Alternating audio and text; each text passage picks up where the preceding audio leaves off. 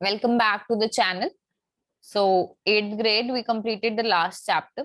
Okay, तो आज हम नया चैप्टर शुरू कर रहे हैं डाटा हैंडलिंग. ये बीच में मैंने छुड़वा दिया था. This is your chapter number 4 according to NCERT. Okay, so now what's data handling. Data handling होता है कि आप ओके फर्स्ट व्हाट्स डाटा होता क्या है.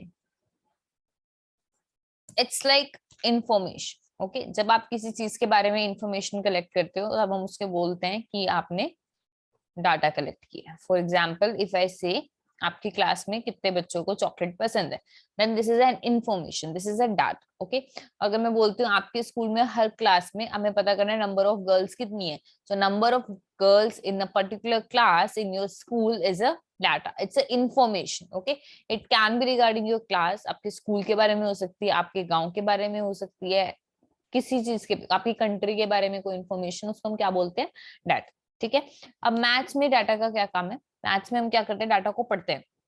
फॉर एग्जाम्पल आपने अपने गांव का सर्वे किया कि कितने कितनी लड़कियां हैं, आपने एवरेज लड़की निकालनी थी गांव. ठीक है, उसके लिए कि हर घर में इतनी लड़की है, तो आपने डाटा कलेक्ट किया. उसके बाद आप क्या करोगे, उस डाटा को स्टडी करोगे एंड यू फाइंड कि इतनी है एवरेज नंबर पे, या फाइंड आउट करोगे कि मिनिमम किसी घर पे एक भी लड़की नहीं है या 3 है मैक्सिमम. दैट्स कॉल्ड, आपने उसको स्टडी किया डाटा को. ठीक है, तो सबसे पहले इंफॉर्मेशन आती है हमारे पास डाटा.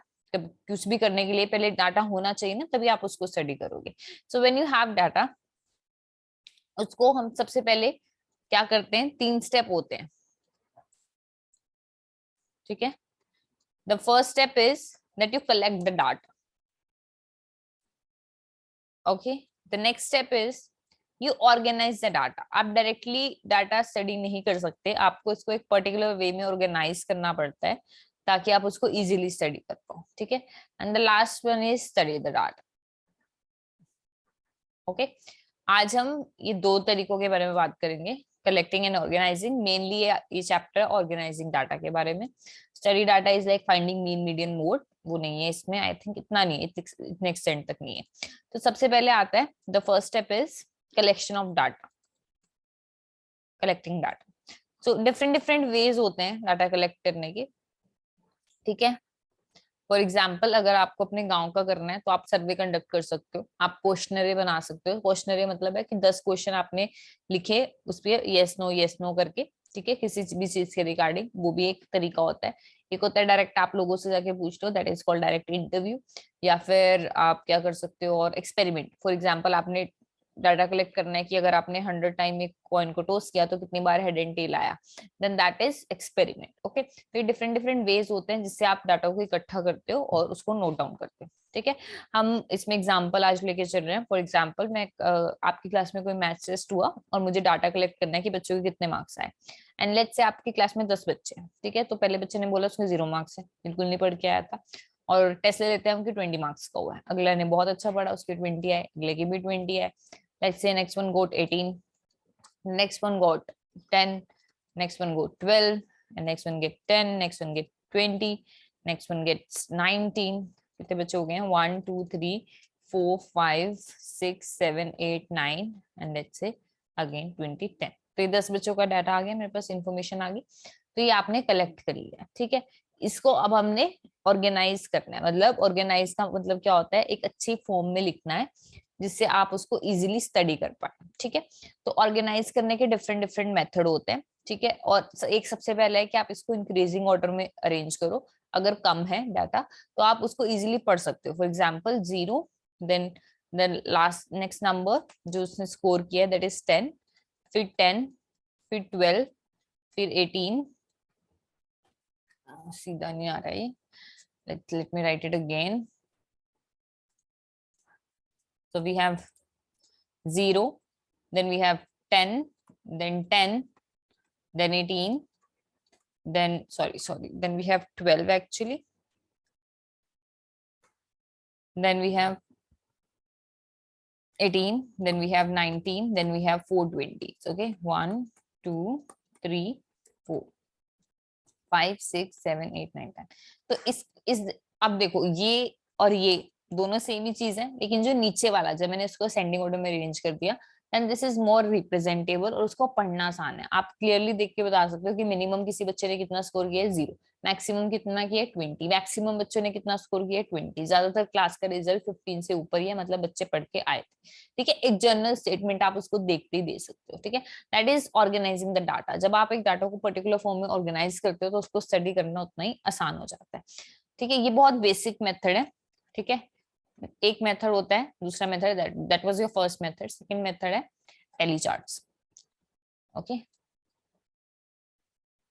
टेली चार्ट्स या फिर फ्रीक्वेंसी टेबल बोल देते हैं इसको।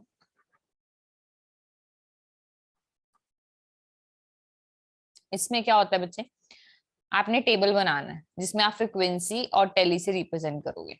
Okay, for example wait, for example जो पिछले वाला डाटा है उसको मैं रिप्रेजेंट करना चाहती हूँ एक टेबल की फॉर्म में। ओके, तो इस टेबल की तीन चीजें लिखेंगे हम, तीन इसके कॉलम बनेंगे। The first column will have कि स्कोर कितना है बच्चे का। ठीक है, ये वी विल राइट स्कोर। यहाँ पे होगी उसकी फ्रीक्वेंसी, फ्रीक्वेंसी का मतलब होता है कितने बच्चों के कितने नंबर आए हैं। लास्ट में आता है टेली चार्ट, उसको हम टेली की फॉर्म में रिप्रेजेंट करते हैं। और नीचे सबसे नीचे आएगा आपका टोटल, टोटल बच्चे कितने। ठीक है, तो स्कोर हमारे पास कौन कौन सा है, बच्चों ने कौन कौन सा स्कोर अटेन किए हैं। सो वी हैव 0, 10, 12, 18, 19, 0, एक बच्चे का 0 है, then we have 10, then we have 12, then we have 18, then we have 19, and then at the end we have 20. I hope this is visible. तो 0 कितने बच्चों के आए हैं, एक के, तो हम यहाँ लिखते हैं 1। 10 कितने बच्चों के आए हैं, 2 के। ठीक है, फिर 12 कितने बच्चों के आए हैं, 1 के। 18 1, 19 1 एंड 20 इज 4। ठीक है, काउंट करो, 4 5 6 7 8 9 10, टोटल कितने हो गए 10। इसकी टैली को कैसे रिप्रेजेंट करते हैं, 1 का 1, 2 का ऐसे रिप्रेजेंट होता है, this is 1, this is 1, this is 1, this is 1 2 3 4। कैसे रिप्रेजेंट करता है टैली बच्चे, दिस इज 1, टैली को लिखो, दिस इज 1 2 3 4 5 6। ओके, तो 1 को ऐसे रिप्रेजेंट करेंगे, 2 को ऐसे, 3 को 3, 4 को 4, 5 पे क्या होता है, कट हो जाता है, 1 2 3 4 and you just cut it out, this is your 5। 6 क्या होगा, 1 2 3 4 5 6, मतलब 4 के बाद जो पांचवा नंबर होता है वो कटिंग से रिप्रेजेंट होगा। फॉर एग्जाम्पल मुझे 10 रिप्रेजेंट करना है तो वो कैसे रिप्रेजेंट होगा, 1 2 3 4 5 6 7 8 9 10, जैसे ही पांचवा नंबर आता है you just cut it out. ठीक है, इसको हम बोलते हैं टैली। तो ये वन वे होती है रिप्रेजेंट करने की डाटा। ऑर्गेनाइज्ड हो गया ना। अब आप क्लियरली अगर आपको बताना है हाईएस्ट कितने मार्क्स आ रहे हैं तो 20, तो वो 0। मैक्सिमम फ्रीक्वेंसी कितनी है 4, मतलब मैक्सिमम बच्चों कितने मार्क्स आए हैं 20। ओके, क्लियर है। अब ये हमेशा यूज नहीं होते हैं। क्यों हमेशा नहीं यूज होते, फॉर एग्जाम्पल आपने 100 बच्चों का डाटा ले लिया, तब आप सारे स्कोर नहीं लिख सकते ना उसमें, सारा मतलब 100 बच्चों का नहीं, सपोज आपने 50 मार्क्स का काउंट करा और बहुत वेरिएशन आ गई नंबर में, तो आप 1 बच्चों की 1 नंबर कितना का आया, 2 नंबर का, ऐसे नहीं कर सकते ना। तो उस केस में हम क्या लेते हैं, इंटरवल्स। ठीक है, उस केस में हमें क्या लेना पड़ेगा, इंटरवल्स। मतलब जब आप स्कोर लिख रहे हो, यहाँ पर जब आप स्कोर लिखोगे वो इंटरवल्स में लिखोगे। Here you will write score, again यहाँ पे क्या आ जाएगा, फ्रीक्वेंसी, यहाँ पे क्या आ जाएगा, टेली। ठीक है, तो स्कोर हमने अगर सपोज आपका 50 मार्क्स का टेस्ट है तो 0 से 10 के बीच में कितने बच्चों के नंबर आए, 11 से 20 कितने बच्चों के बीच आया है, 21 टू 30 कितनों का आया है, देन 31 टू 40 कितनों का आया है, like this. Okay, and the last one is 41 to 50, और एंड में आप क्या लिख देते हो, टोटल। क्लियर है, तो यहाँ पे हमने ले लिया टोटल। तो कोई पर्टिकुलर मेथड नहीं होता डाटा को रिप्रेजेंट करने का, डिफरेंट डिफरेंट तरीके होते हैं according to the information that you are having, और according to the the population that you have taken, उसके अकॉर्डिंग आप अपना डाटा ऑर्गेनाइज करते हो पर्टिकुलर वे में। ये एक दूसरी वे मैंने तुम्हें बताई डाटा को रिप्रेजेंट करने की। नेक्स्ट वे क्या होती है बच्चे, pie chart, sorry not pie chart, pictogram. Pictograph या पिक्टोग्राम जो मर्जी क्या लो, ये आपने छोटे होते पढ़ा होगा, जब हम पिक्चर से रिप्रेजेंट करते हैं। फॉर एग्जाम्पल आपके पास एक बच्चे के पास टॉयज हैं और हम उसको पिक्टोग्राम से रिप्रेजेंट कर रहे हैं। ठीक है, लेट्स से यहाँ पे टॉय, यहाँ पे आ जाएगी फ्रीक्वेंसी। फ्रिक्वेंसी का मतलब समझ आ रहा है, कितनी बार वो चीज रिपीट हो रही है। अगर कोई टॉय है उसके पास बॉल, ठीक है, नेक्स्ट टॉय हमने ले लिया उसके पास है बैडमिंटन, नेक्स्ट ले लो लेट्स से उसके पास है कोई कार, टॉय कार किसी बच्चे के पास, ठीक है, ये है उसके पास, ठीक है। तो उसको कैसे रिप्रेजेंट करते हैं, हम कोई की ले लेते हैं कि suppose complete rectangle represent two toys, ये टू टॉयज को रिप्रेजेंट कर रहा है, इसको हम बोलते हैं की। 5 भी हो सकता है, ये 10 भी हो सकता है, ये एक 10 को रिप्रेजेंट कर रहा है। अगर दुकान में किसी टॉय शॉप की बात हो रही है तो उसमें हमें 20 का मल्टीपल लेना पड़ सकता है, 100 का, depending upon the size of the shop. यहाँ पे एक बच्चे की बात कर रहे हैं तो हमने दो ही लिए, तो उसके पास सपोज 4 बॉल्स हैं, तो मैं कितने रेक्टेंगल ड्रॉ करती हूँ, 1 2, 4 क्यों नहीं करती हूँ, क्योंकि एक दो को रिप्रेजेंट कर रहा है, तो 2 + 2 कितने हो जाएंगे, 4। ऐसे अगर उसके पास 6 है बैडमिंटन, तो 2 देन 4 देन 6, राइट। अगर कार दो ही है तो ऐसे रिप्रेजेंट होता है, ठीक है। नीचे क्या आता है, टोटल, यहाँ पे हम लिखते हैं कितने हैं 4, यहाँ पे कितने हैं 6, यहाँ पे कितने हैं 2, टोटल टॉयज कितने हैं उसके पास 12। क्लियर है। This is called pictograph. Pictograph क्यों कहते हैं, क्योंकि हम पिक्चर के थ्रू इसमें डाटा रिप्रेजेंट करते हैं, और ये देखने में और स्टडी करने में बहुत आसान होता है, मतलब देखो कितना अट्रैक्टिव लगता है, like it's so easy to understand it, समझ आ गया। ये होता है पिक्टोग्राफ। नेक्स्ट आता है आपके पास बार ग्राफ। बार ग्राफ में आप बार की तरह रिप्रेजेंट करते हो, बार समझ आता है, इट्स जो चॉकलेट बार होती है। तो फॉर एग्जाम्पल इसमें आपको ग्राफ बनाना पड़ता है, ठीक है, इज इट विजिबल, दिख रहा है। तो इसमें हम क्या लेते हैं, एक इस साइड लेते हैं एक चीज को, जो नंबर फ्रिक्वेंसी मोस्टली हमारी इस साइड आती है वर्टिकल, और यहाँ पे आता है जो भी आपने इंफॉर्मेशन ली है, ओके। सो लेट्स से यहाँ पे आपकी आएगी हमेशा से ही फ्रिक्वेंसी या नंबर ऑफ समथिंग, फ्रिक्वेंसी लिख रही हूँ मैं, और यहाँ पे आ जाएगा स्कोर, ठीक है। लेट्स से हमने स्कोर चेक करना है कि 1 मार्क्स किसके आए हैं, 2 मार्क्स कितना क्या है, 3 कितना क्या है, 4 कितना क्या है, 5 कितना क्या है, तो यहाँ पे रिप्रेजेंट होगा ये। लेट्स से बच्चे बहुत ज्यादा हैं तो हमने, बट हमने 5 ही मार्क्स लिए हैं तो कम बच्चे लिखते हैं। लेट्स से आपके पास है कि 1 2, एक मिनट, या 3 4 5 6 7 8 9 10, ठीक है। ये जो मैंने नीचे वाला वन लिखा है ना, मैंने एग्जैक्ट पे नहीं लिखा, क्योंकि मैंने इसके ऊपर बार बनानी है, जो मैं बनाऊंगी तब आपको समझ आएगा मैं क्या कहना चाह रही हूँ। फॉर एग्जाम्पल मुझे 1 के ऊपर बार बनानी है तो मैं ऐसे बनाऊंगी, राइट। तो ये जो 1 मैंने लिखा है ये मैंने बिल्कुल सेंटर में लिखा है, I have written this in the centre, क्योंकि इस पूरे को रिप्रेजेंट करना है। मैं यहाँ 1 2 नहीं लिखूंगी, इसका मतलब क्या हो जाएगा, 1 और 2 के बीच में कितने बच्चों ने स्कोर किया, वो भी होता है, वो मैं आगे बताती हूँ। यहाँ पे बार समझ आ गया 1। फॉर एग्जाम्पल आपको 2 का है, मेरे पास बच्चे हैं सपोज 10, तो मैं 10 से बार बनाना शुरू करूंगी like this, okay. Let's say 3 वाले बच्चे हैं मेरे पास कुछ, वो इक्वल हैं जितने मेरे 1 वाले बच्चे, मतलब मार्क्स इतने आए जिन बच्चों के, ठीक है। अच्छा 4 के बताओ कितने हैं, ये गेस इट, बता सकते हो देख के, 1। सिर्फ एक बच्चा है जिसके 4 मार्क्स आए और 3 बच्चे हैं जिनके 5। सो इससे कितना इजी है पढ़ना डाटा, क्यों इजी है, देखो तुम क्लियरली देख के मुझे बता सकते हो कि मैम हाईएस्ट जो फ्रिक्वेंसी है, हाईएस्ट जो मार्क्स गए हैं, जो हाईएस्ट नंबर 10 बच्चों के कितने मार्क्स आए हैं, हाईएस्ट जो फ्रिक्वेंसी बच्चों की है वो है 2 के लिए, ठीक है, मतलब मोस्टली बच्चों के 2 नंबर आए, ठीक है। 3 बच्चे ऐसे हैं जिनका हाईएस्ट स्कोर गया है जो कि है 5, ठीक है। सिर्फ एक बच्चा है जिसके 4 मार्क्स आए हैं, और जो 1 और 3 वाले हैं वो इक्वल नंबर ऑफ बच्चे हैं। तो इसको पढ़ना कितना आसान है, जितनी आप विजुअल रिप्रेजेंटेशन करते हो किसी भी प्रॉब्लम की, उसको उतना ही एनालाइज करना, उसके बारे में कंक्लूजन बनाना आसान हो जाता है। ये हो गया बार ग्राफ। एक होता है बच्चे डबल बार ग्राफ। क्या होता है डबल बार ग्राफ, उसमें आप कंपेयर करते हो दो चीजों को एक ही पे ड्रॉ करके, ठीक है।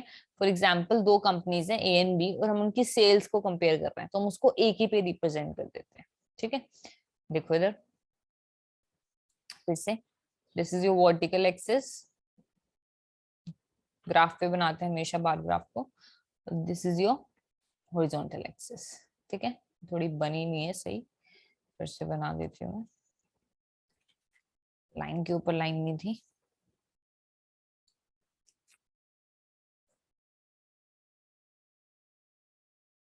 ये है, ठीक है बच्चे।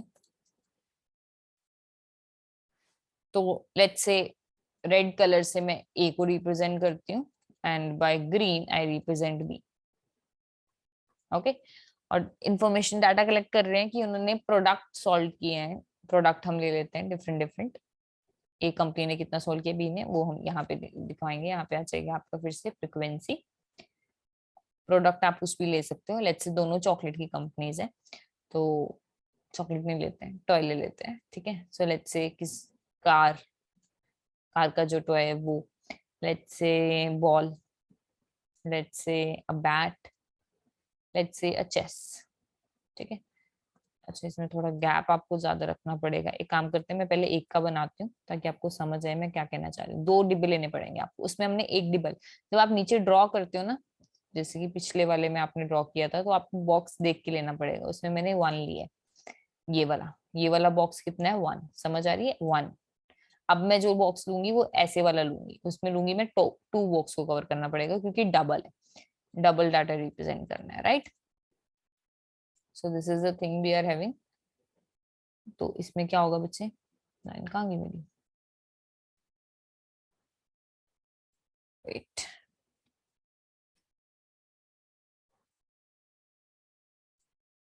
ठीक है, कार को रिप्रेजेंट कर रहे हैं। लेट्स से ए कंपनी ने कार सोल्ड की है, इधर वो नंबर ही नहीं लिखे हैं मैंने इतनी, मैं नंबर लिख लेती हूँ फटाफट से। लेट्स से वो, इसको ले लेते हैं 1 2, ये आप गैप अपने अकॉर्डिंग ले सकते हो। मैं इसमें थोड़ा खुला बनाना चाह रही हूँ, तो मैं 2 बॉक्सेस को 1 काउंट कर रही हूँ। This is your Y axis and this is your X axis. ठीक है, अब बच्चे इसमें रेड से क्या रिप्रेजेंट हो गया ए, ग्रीन से क्या रिप्रेजेंट होगा बी। तो सपोज बी ने सोल्ड किए हैं 4, तो ये ऐसे आएगा, इसी के साथ हम ड्रॉ करेंगे ऐसे। ठीक है, ये कार हो गया। लेट्स से नेक्स्ट प्रोडक्ट है आपके पास बॉल।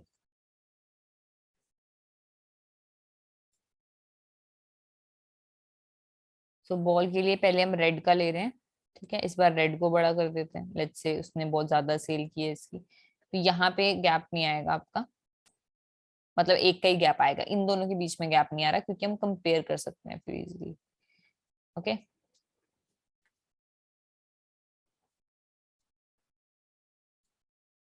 ग्रीन का कितना ले लेते हैं, कम ले लेते हैं इसे, लेट्स से इतना ही है। ठीक है, let's take another example, let's say bat.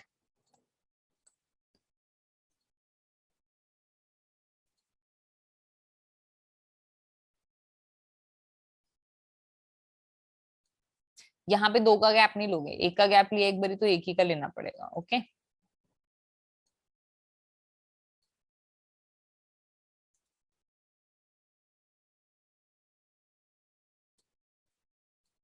ठीक है, इसको हम क्या बोलते हैं, डबल बार ग्राफ, जब आप 2 सेट ऑफ इंफॉर्मेशन को सेम उस पे रिप्रेजेंट करते हो। ठीक है, तो इससे क्या पता चलता है बच्चे हमें, इस वाले उससे, कि आपका जो ए का है उसकी बैट की सेल बहुत ज्यादा हुई है एज कंपेयर टू बी की बैट की सेल। ठीक है, और ये वाली जो है मैं इसको चेंज करना चाहूंगी, ये वाली को, आई कैन डू दैट। तो लेट्स से ये भी मैंने ऐसे ग्रीन से रिप्रेजेंट किया है मान लो, तो ये दोनों इक्वल है, तो मैं ये बोल सकती हूँ बॉल बॉल के लिए दोनों सेम। समझ आ रहा है, मतलब आप देख के ही कंक्लूड कर सकते हो कि ये इतना बड़ा है और ये इतना छोटा है, तो ऑब्वियसली कितना ज्यादा गैप है, तो इसकी सेल बहुत ज्यादा कम हुई है एज कम्पेयर टू ए की सेल। यहाँ पे दोनों की सेल सेम है, यहाँ पे बी की सेल ज्यादा है। In this way you can study the data. समझ आइए, तो वो जैसे जैसे क्वेश्चन करोगे तब तुम्हें समझ आएगा कि कैसे ये डबल जो वाला होता है कंपैरिजन।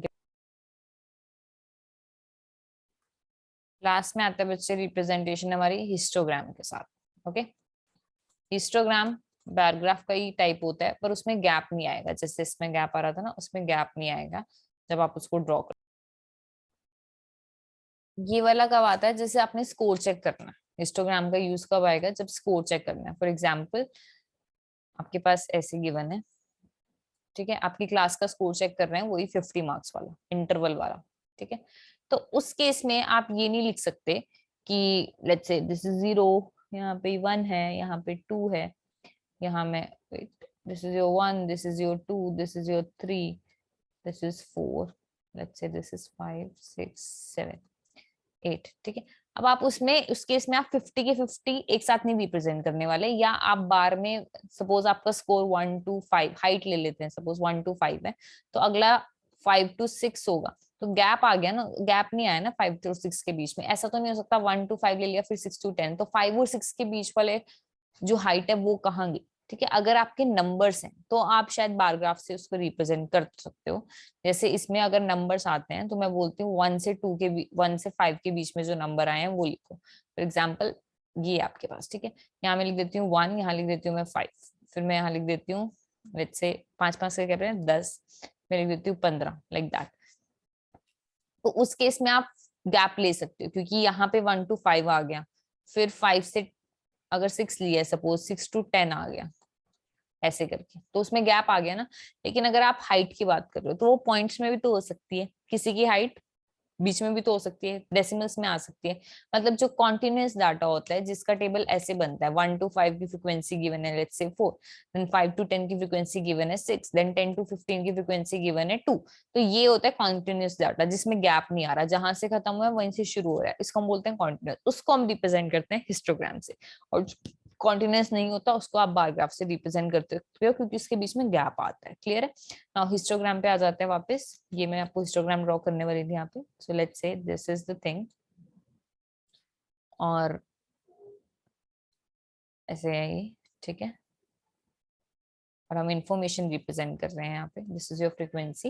नीचे आप मेंशन करते हो हमेशा कि आप किसके बारे में बात कर रहे हो। सो लेट्स से हम बात कर रहे हैं लेंथ ऑफ रो। आपने फेंसिंग करनी है तो length of rope in metres लिए हमने, या किलोमीटर ले लो, इन किलोमीटर्स, ठीक है। तो 1 से 2 के बीच में कितनी रोप है हमारे पास जिनकी लेंथ 1 से 2 के बीच में। किसी और कलर से करती हूँ मैं, लेट्स से 2, ठीक है। तो अब जो अगर 2.4 है किसी की लेंथ, तो वो इसमें भी ना आए, वो 3 to 4 में भी नहीं आएगा। अगर मैंने 1 to 2 लिया, अगला मैं 3 to 4, तो मुझे 2 से 3 लेना पड़ेगा ना, तो वो ऐसे रिप्रेजेंट करूंगी। ये इसी को एक्सटेंड कर दिया and then do it like this, ठीक है। यहाँ पे क्या हो जाएगा बच्चे, ऐसे, ओके। एंड लेट्स से 5 है तो कैसे रिप्रेजेंट होगा, ऐसे। क्लियर है। इसको हम क्या बोलते हैं, हिस्टोग्राम। जब आपके पास गैप नहीं आता है, समझ आ रही है। Bar graph, double bar graph and histogram 3 अलग अलग चीजें हैं। बार ग्राफ इस लाइक आपने बार की फॉर्म में डाटा को रिप्रेजेंट किया। हिस्टोग्राम है जब आपके बीच में गैप नहीं है and the data is continuous. Double bar graph is जब आपने कंपेरिजन करना है, okay. And the last way to organise the data is in the form of pie chart. Pie chart का मतलब क्या है, एक सर्कल होता है, एक सर्कल होता है, उसमें आप डिफरेंट डिफरेंट इंफॉर्मेशन बताते हो। फॉर एग्जाम्पल आपने ये नॉर्मली साइंस की बुक में देखा होगा, जिसमें गिवन होता है कि एयर में कितनी नाइट्रोजन है, कितनी ऑक्सीजन है, ऐसा देखे ना। फॉर एग्जाम्पल हम क्लास में ले लेते हैं कि ऐसे है इंफॉर्मेशन आपका, डिफरेंट डिफरेंट कलर होते हैं यहाँ पे। यहाँ पे सपोज मैंने कर दिया येलो, यहाँ पे मैं रेड कर रही हूँ, ठीक है। यहाँ पे मैंने कर दिया ब्लू, वेट, रेड नहीं करती हूँ, रेड से बनाया ना। लेट्स से मैंने यहाँ पे किया ब्लू कलर, यहाँ पे मैं कर रही हूँ green, okay. And then I do the last one yellow, ठीक है। तो हम यहाँ पे लिख देते हैं कि कौन क्या रिप्रेजेंट कर रहा है। येलो रिप्रेजेंट करता है सपोज येलो रिप्रेजेंट करता है कि आपकी क्लास में कितने बच्चों को मैथ्स पसंद है, ठीक है। ग्रीन रिप्रेजेंट करता है कि आपकी क्लास में कितने बच्चों को साइंस पसंद है। ब्लू रिप्रेजेंट करता है कि कितने बच्चों को हिंदी पसंद है, ठीक है। तो इस वजह से हम रिप्रेजेंट कर सकते हैं। हम देखते ही पता चलेगा ना इसका एरिया कितना ज्यादा है, तो सबसे ज्यादा हिंदी पसंद करते हैं। तो साइंस और मैथ्स वाले ऑलमोस्ट इक्वल है। तो इन सब तरीकों से ना किसी भी इंफॉर्मेशन को देखना बड़ा आसान हो जाता है। तो इसलिए हम इसको बोलते हैं organising data, and it just make a data easy to read. उससे कुछ भी समझना, डाटा को पढ़ना बहुत आसान हो जाता है, ठीक है। अब पाई चार्ट है, आई थिंक ये इसकी ये बनता कैसे है इसके बारे में नेक्स्ट एक्सरसाइज जो हम कल करेंगे। So I hope you understand the lecture. So we end our class here. Take care.